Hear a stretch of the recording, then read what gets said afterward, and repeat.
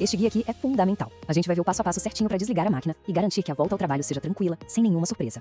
Essa é a pergunta de ouro, né? Uma impressora UV é um investimento altíssimo, muitas vezes o coração da produção. Deixar ela parada de qualquer jeito pode trazer um prejuízo enorme. Então vamos descobrir exatamente como proteger esse equipamento.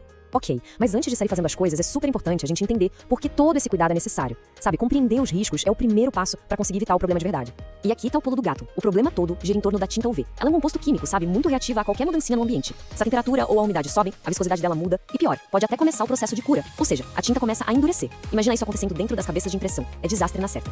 Sabendo que a tinta é o ponto fraco, a nossa primeira linha de defesa não é nem na impressora, é no ambiente ao redor dela. Vamos ver agora como preparar a sala para dar a estabilidade que a tinta e a máquina precisam para passar por esse período de férias. Basicamente, a gente precisa focar em 3 pontos-chave: controlar a temperatura da sala, guardar a tinta do jeito certo e proteger tudo da luz do sol. Cada um desses pontos é vital para manter o equipamento e os insumos em perfeito estado.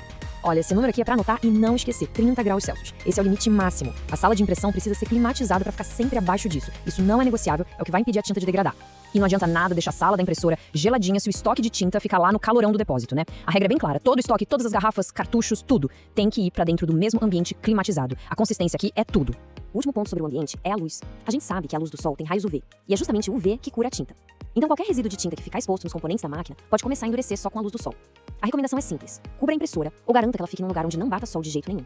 Beleza, ambiente controlado, tudo certinho, agora sim a gente pode ir para a máquina. Vamos ver a sequência exata de ações que precisam ser feitas diretamente na impressora. Um detalhe muito importante, tá? Esse procedimento que a gente vai ver agora, ele foi pensado para paradas de até 15 dias. Se a pausa for mais longa que isso, vai ser preciso um cuidado extra que a gente já vai ver. A ordem aqui é fundamental, não pode pular nem inverter, ok? Primeiro, limpa o reservatório de resíduos. Segundo, coloca um pouco de líquido de limpeza nos cappings, aquelas tampinhas que protegem as cabeças para não deixar ressecar. Terceiro, estaciona o carro de impressão no lugar certo, na estação de limpeza. E só aí, como último passo, desliga a máquina no botão principal. Certo, a impressora foi desligada e tá protegida. Mas e se a parada se estender por mais de 2 semanas? Bom, aí a gente entra numa nova fase da manutenção, que é absolutamente crítica.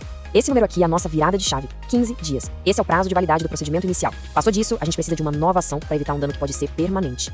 Pensa comigo, com o passar dos dias, aquele líquido de limpeza que a gente colocou nos cappings vai evaporando. E a tinta que está parada no sistema pode começar a sedimentar, a separar os componentes. Ignorar isso é um risco enorme de ter cabeças de impressão entupidas e um prejuízo gigantesco na volta. A solução é até que simples, mas precisa ser feita, não tem jeito. Alguém vai precisar ir até o local, ligar a impressora e simplesmente deixar ela executar os seus ciclos de limpeza automáticos. Isso vai fazer a tinta circular de novo, vai limpar as cabeças e renovar a proteção para mais um período parada. E no fim das contas, por que ter todo esse trabalho? Bom, primeiro, para proteger um equipamento que custa caro. Segundo, para preservar a qualidade do seu estoque de tinta, que também não é barato. E, talvez o mais importante, para garantir que a volta à produção seja tranquila, sem dor de cabeça, sem ter que chamar técnico correndo. Com tudo isso em mente, fica a pergunta para refletir: o seu equipamento está preparado para a próxima parada? Pensar nisso agora pode economizar muito tempo e muito dinheiro lá na frente.